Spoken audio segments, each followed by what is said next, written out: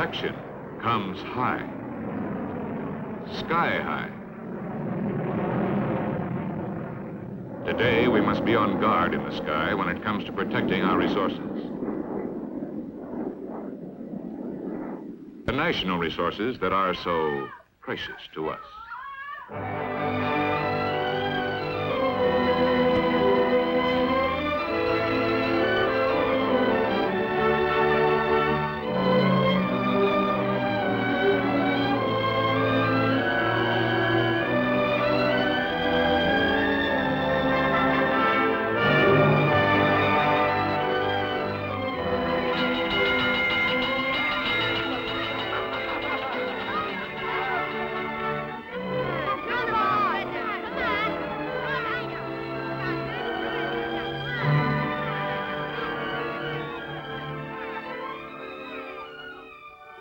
The offensive weapons of tomorrow are here today. Supersonic, super destructive,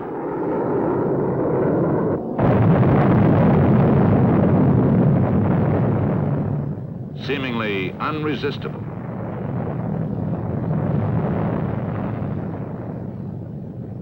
To protect the future of America, the defense techniques of tomorrow had to be discovered now. They were discovered in electronics. That is how SAGE and bursting computers into military service.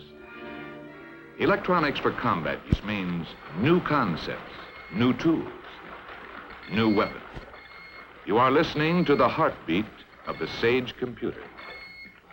Every instrument in this room is constantly monitoring, testing, pulse taking, controlling.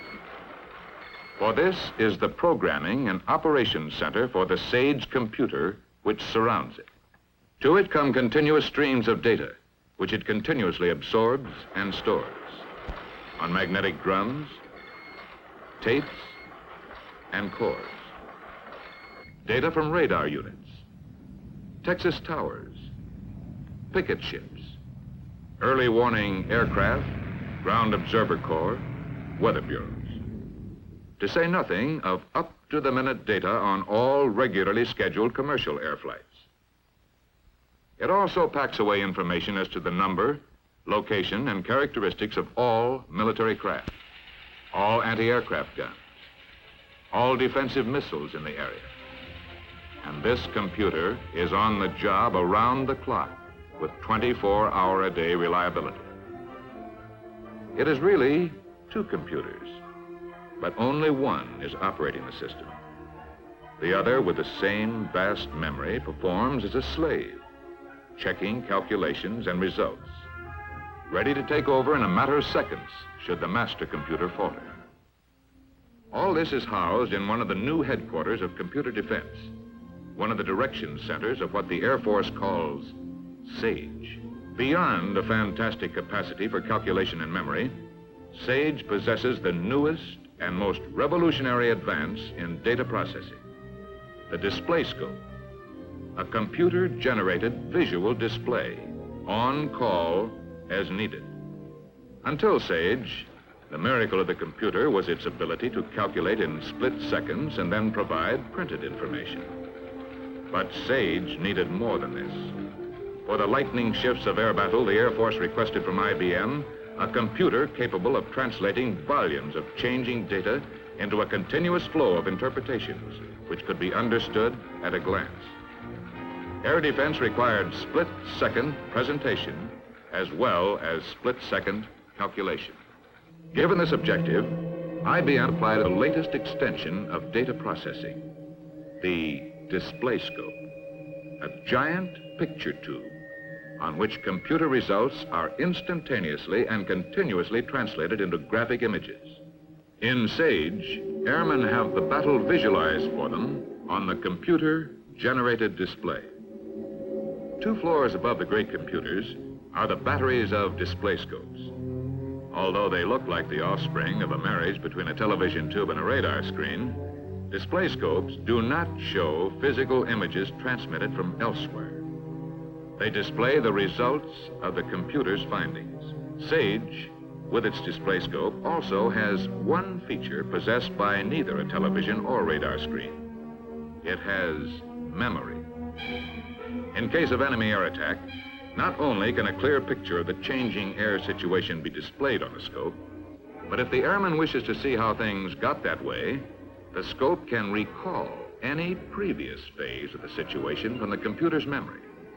By analyzing the past, SAGE can project into the future.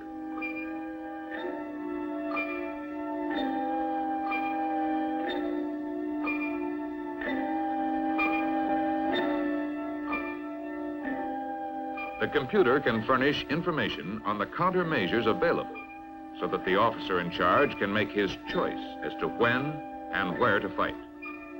Once he has selected a plan of counterattack, the computer guides interceptors and missiles to the enemy. After encounter, the computer guides the interceptors back to their bases. Aladdin's lamp couldn't do more. What is the most precious commodity that electronics defense wins us? Time. Long before the bomber reaches our defense perimeter, the computer's memory will identify it as friendly. But if a flight of planes were identified as hostile, then, in a matter of minutes,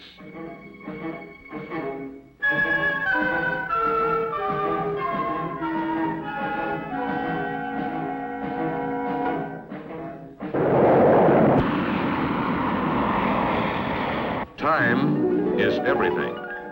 This is electronic defense in depth.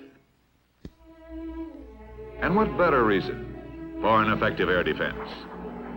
But is this protection enough? Here is protection too. The protection which comes with the possession of weapons of retaliation. Just as our defensive powers had been advancing, so have our instruments of attack. The demands of plane warfare require the fantastic ability of modern computers. The question was, how could the electronic computer be made airborne? Problems of consequence when designing a computer for ground installation became overwhelming when it was proposed to redesign them to fit into jet bombers. First, the problem of space and weight. The interior of a modern bomber is cramped for space as is. How can a bulky computer be fitted into it? For every extra pound of dead weight carried, a bomber must add many more gallons of fuel. Second, the problem of reliability.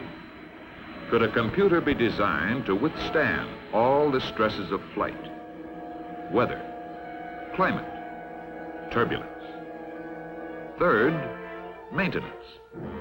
Could a computer be designed for easy ground and air maintenance? These and other problems were all finally solved by unique design and by employing the basic principle of modular construction. The same multiple arrangement principle which was applied in the design of this doll furniture enabled the Air Force to procure an airborne computer. By designing an electronic assembly packaged in self-contained units which are then joined, a computer of flexible construction was achieved. It can either be installed in a compact unit or parts can be distributed according to the space available. Self-contained units make it easier to achieve durable construction and easier to test each unit for reliability. Under all conditions, an airborne computer is likely to be exposed to, and some highly unlikely ones. High altitudes up to 120,000 feet. Low temperatures down to 100 degrees Fahrenheit. Below zero. High temperatures up to 200 degrees Fahrenheit. Sunlight.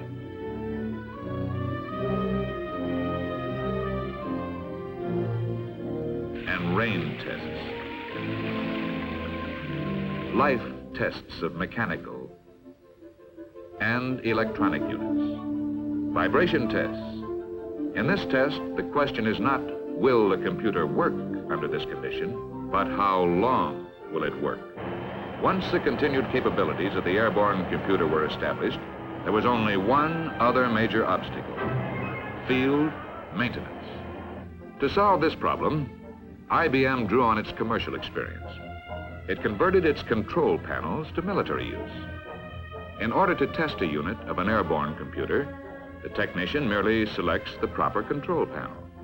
He then plugs the units into the test equipment, and the signal lights tell him whether the units are working or not. This puts testing computer units in the same class as testing light bulbs.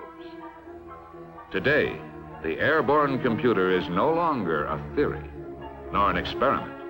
It's a fact, tested, functioning, practical, and restricted. It has gone into production under the label BRAIN, bombing, radar, navigation equipment. A new plant is being rushed to completion in Owego, New York, to boost its output. Here is a scale model of a B-52 showing the relative locations of BRAIN equipment. The rest of the system, computers, periscope, and screen, are designed to take up a minimum of space and to give a maximum of use.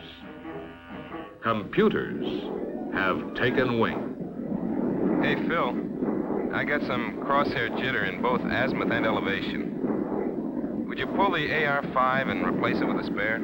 Sure, Dan. Give me a minute. It'll only be a second more. Yeah, I think I got it now.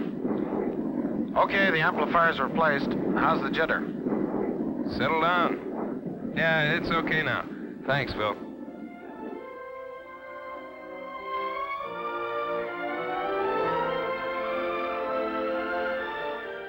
And as long as we're on guard, as long as we're ready to look ahead and move ahead, the future of America is secure.